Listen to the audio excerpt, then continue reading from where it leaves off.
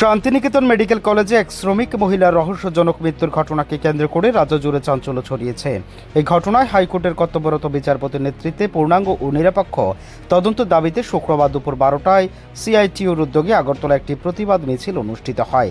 CITU রাজ্য office প্রাঙ্গণ থেকে শুরু হওয়া এই মিছিল শহরে বিভিন্ন গুরুত্বপূর্ণ সড়ক পরিক্রমা করে মিছিলের সংগঠনের নেতাকর্মীরা উপস্থিত হয়ে ঘটনা সুষ্ঠু তদন্ত ও দোষীদের দৃষ্টান্তমূলক শাস্তি এবং কর্মক্ষেত্রে মহিলাদের নিরাপত্তা নিশ্চিত করার দাবি জানান।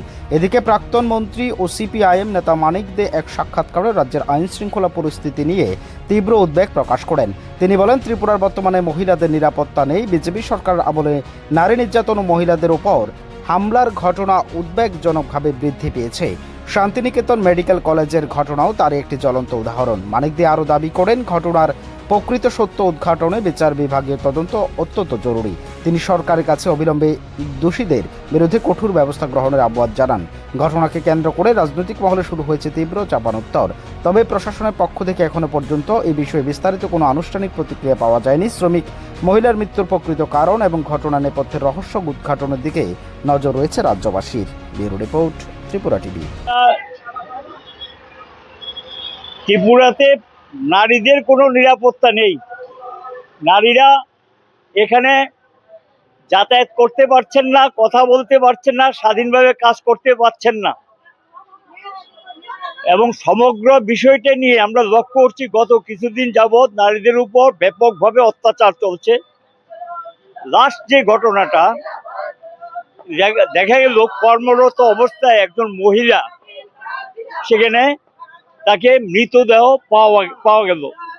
পরিবারের অভিযোগ এটা হত্যাকাণ্ড। এবং সমগ্র বিষয়টা নিয়ে কর্মস্থলে মহিলাদের নিরাপত্তা দিতে হবে। কারণ সরকার একটা আইন জারি করেছে ত্রিপুরাতে, মহিলারা রাত্রিকালীন কাজ করতে পারে এবং রাত্রিকালীন কাজ করবে। যে রাজ্যে কোনো গণপরিবহন নেই, কোনো পরিষেবা নেই, সে রাজ্যে কি করে ফিরে যাবে?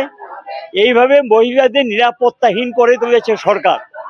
এবং কোনো ক্ষেত্রে দেখা যায় সেখানে আইনি কোনো ব্যবস্থা গ্রহণ করা হয় না, দোষী গ্রেপ্তার হয় না, দোষী দিব্যি ঘুরে বেড়াচ্ছেন। এর প্রতিবাদে এবং শান্তিনিকেতনে যে মহিলাটা মারা গেলেন, এটা বিচার একজন কর্মরত বিচারকের তত্ত্বাবধানে স্পেশাল ইনভেস্টিগেশন টিম গঠন করে তদন্ত করার জন্য আজকে প্রতিবাদ আমাদের ওয়ার্কিং উইমেন এবং সিআইটির পক্ষ থেকে করা হয়েছে।